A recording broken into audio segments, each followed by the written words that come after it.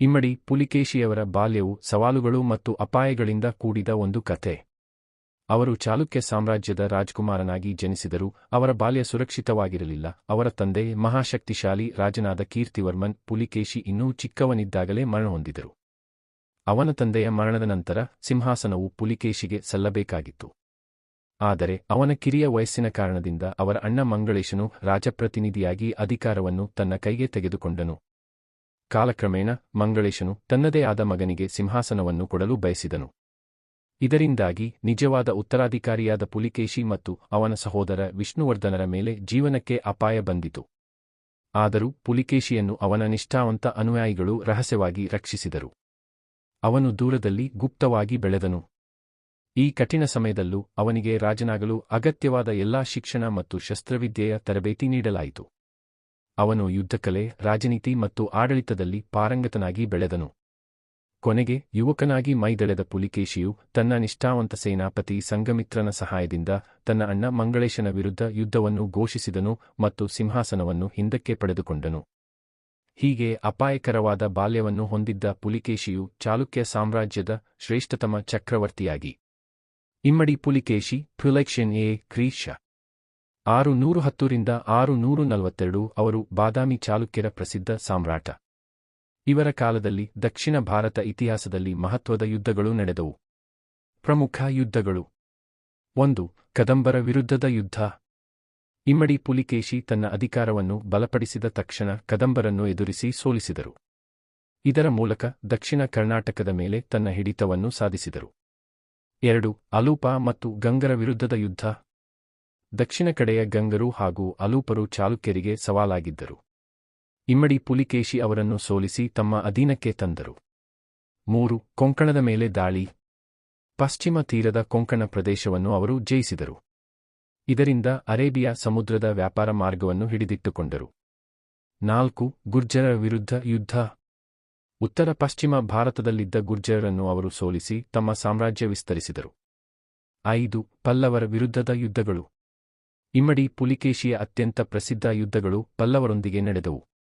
ಮೊದಲಿಗೆ ಪುಲಿಕೇಶಿ ಪಲ್ಲವ ರಾಜ ಮಹೇಂದ್ರವರ್ಮನನ್ನು ಸೋಲಿಸಿ ಕಂಚಿಯನ್ನು ಆಕ್ರಮಿಸಿದರು.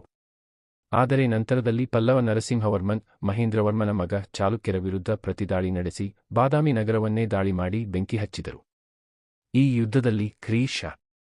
642 ಪುಲಿಕೇಶಿ ಹತಾಹತನಾದರೆಂದು ಕಾವ್ಯಗಳು ಹೇಳುತ್ತವೆ. 6. ಹರ್ಷವರ್ಧನನ ವಿರುದ್ಧದ ಯುದ್ಧ. ಪ್ರಸಿದ್ಧ ಯುದ್ಧ.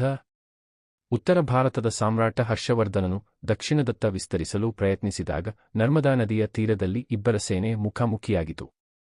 ಪುಲಿಕೇಶಿಯ ಸೇನೆ ಹರ್ಷವರ್ಧನನನ್ನು ಸೋಲಿಸಿ ನರ್ಮದೆಯನ್ನು ಉತ್ತರ-ದಕ್ಷಿಣ ಗಡಿಯಾಗಿ ಸ್ಥಾಪಿಸಿದರು. ಈ ಜಯದಿಂದ ಪುಲಿಕೇಶಿಯ ಖ್ಯಾತಿ ಸಂಪೂರ್ಣ ಭಾರತದಲ್ಲಿ ಹರಡಿತು. ಚೀನಾದ ಪ್ರವಾಸಿಗ ಹ್ಯುನ್ ಚ್ಯುವಾನ್ಸೈಂಗ್ ಕೂಡ ಪುಲಿಕೇಶಿಯ ವಿಜಯವನ್ನು ಮೆಚ್ಚಿ ಬರೆದಿದ್ದಾನೆ. ಇಮ್ಮಡಿ ಪುಲಿಕೇಶಿಯ ಯುದ್ಧಗಳ ಮಹತ್ವ. ದಕ್ಷಿಣ ಭಾರತದ ದೊಡ್ಡ ಸಾಮ್ರಾಜ್ಯವನ್ನು ನಿರ್ಮಿಸಿ ಚಾಲುಕ್ಯರ ಶಕ್ತಿಯನ್ನು ಸಾಬೀತುಪಡಿಸಿದರು. ಪಲ್ಲವರೊಂದಿಗೆ ನಡೆದ ಯುದ್ಧಗಳು ದಕ್ಷಿಣ ಭಾರತದ ರಾಜಕೀಯವನ್ನು ಶತಮಾನದವರೆಗೆ ಬದಲಾಯಿಸಿದವು. ಹರ್ಷವರ್ಧನನ ಮೇಲೆ ಪಡೆದ ಜಯದಿಂದ ಅವರು ದಕ್ಷಿಣದ ಚಕ್ರವರ್ತಿ. ಸರಿ, ಇಮ್ಮಡಿ ಪುಲಿಕೇಶಿಯ ಕಾಲದ ವಾಸ್ತುಶಿಲ್ಪ ಕೊಡುಗೆಗಳ ಬಗ್ಗೆ ಹೇಳುತ್ತೇನೆ. ಇಮ್ಮಡಿ ಪುಲಿಕೇಶಿಯು ಕ್ರಿ.ಶ. 610 - 642 ಕರ್ನಾಟಕದ ಇತಿಹಾಸದಲ್ಲಿ ಸುವರ್ಣಯುಗವನ್ನೇ ಸೃಷ್ಟಿಸಿದ ಚಕ್ರವರ್ತಿ. ಅವರ ಶಕ್ತಿಯುತ ಆಳ್ವಿಕೆಯಲ್ಲಿ ಕಲೆ ಮತ್ತು ವಾಸ್ತುಶಿಲ್ಪವು ಅಸಾಧಾರಣವಾಗಿ ಅಭಿವೃದ್ಧಿ ಹೊಂದಿತು. ಚಾಲುಕ್ಯ ವಾಸ್ತುಶಿಲ್ಪದ ಮಹಾನ್ ಪ್ರಯೋಗಗಳು ಗ್ರೇಟ್ ಎಕ್ಸ್ಪೆರಿಮೆಂಟ್ಸ್ ಎಂದು ಕರೆಯಲ್ಪಡುವ ಅವಧಿ ಇದಾಗಿತ್ತು. ಪ್ರಮುಖ ವಾಸ್ತುಶಿಲ್ಪ ಕೊಡುಗೆಗಳು. 1. ಐಹೊಳೆ ವಾಸ್ತುಶಿಲ್ಪದ ಪ್ರಯೋಗಶಾಲೆ. ಐಹೊಳೆಯನ್ನು ಚಾಲುಕ್ಯರ ವಾಸ್ತುಶಿಲ್ಪದ ವಿದ್ಯಾಪೀಠ ಅಥವಾ ಕ್ರಾಡಲ್ ಎಂದೇ ಕರೆಯಲಾಗುತ್ತದೆ. ಪುಲಿಕೇಶಿಯ ಕಾಲದಲ್ಲಿ ಇಲ್ಲಿ ಅನೇಕ ದೇವಾಲಯಗಳ ನಿರ್ಮಾಣವಾಗಿ ವಿವಿಧ ಶೈಲಿಗಳನ್ನು ಪ್ರಯೋಗಿಸಲಾಯಿತು. ಲಾಡ್ಖಾನ್ ದೇವಾಲಯ. ಇದು ಪ್ರಾಚೀನ ಹಿಂದೂ ದೇವಾಲಯಗಳ ರೂಪರೇಖೆಯನ್ನು ತೋರಿಸುತ್ತದೆ. ದುರ್ಗಾ ದೇವಾಲಯ ಒಂದು ಸ್ತೂಪಾಕಾರದ ವಿಹಾರವನ್ನು ಹೋಲುತ್ತದೆ. ಇದು ಬೌದ್ಧ ಚೈತ್ಯ ಶೈಲಿ ಮತ್ತು ಹಿಂದೂ ಶೈಲಿಯ ಅದ್ಭುತ ಸಂಗಮ. ಹುಚ್ಚಿಮಲ್ಲಿಗುಡಿ ಮತ್ತು ಮೇಗುಟಿ ದೇವಾಲಯ. ಇವುಗಳ ನಿರ್ಮಾಣವು ಈ ಕಾಲದಲ್ಲೇ ಪ್ರಾರಂಭವಾಗಿರಬಹುದು. 2. ಪಟ್ಟದಕಲ್ಲಿನ ಸ್ಥಾಪನೆ. ಚಾಲುಕ್ಯ ರಾಜಧಾನಿಯಾಗಿದ್ದ ಪಟ್ಟದಕಲ್ಲು ಪ್ಯಾಟಡೆಕಲ್ ನಗರವನ್ನು ಒಂದು ಪ್ರಮುಖ ಧಾರ್ಮಿಕ ಮತ್ತು ವಾಸ್ತುಶಿಲ್ಪ ಕೇಂದ್ರವಾಗಿ ಅಭಿವೃದ್ಧಿಪಡಿಸಲಾಯಿತು. ಇಲ್ಲಿ ನಂತರದ ಶತಮಾನಗಳಲ್ಲಿ ನಿರ್ಮಾಣಗೊಂಡ ವಿರೂಪಾಕ್ಷ ದೇವಾಲಯದಂಥ ವಿಶ್ವ ಪರಂಪರೆಯ ಸ್ಮಾರಕಗಳಿಗೆ ಈ ಕಾಲದಲ್ಲಿ ಅಡಿಗಲ್ಲು ಹಾಕಲಾಯಿತು. 3. ಬಾದಾಮಿ ಗುಹಾಲಯಗಳ ಪೂರ್ಣತೆ. ಪುಲಿಕೇಶಿಯ ಕಾಲದಲ್ಲಿ ಬಾದಾಮಿಯ 4 ಗುಹಾಲಯಗಳ ನಿರ್ಮಾಣ ಕಾರ್ಯವು ಪೂರ್ಣಗೊಂಡಿತು ಅಥವಾ ಅದರ ಕೊನೆಯ ಹಂತದಲ್ಲಿತ್ತು. ಇವುಗಳು ಭಾರತೀಯ ಶಿಲ್ಪಕಲೆಯ ಅಮೂಲ್ಯ ನಿದರ್ಶನಗಳು.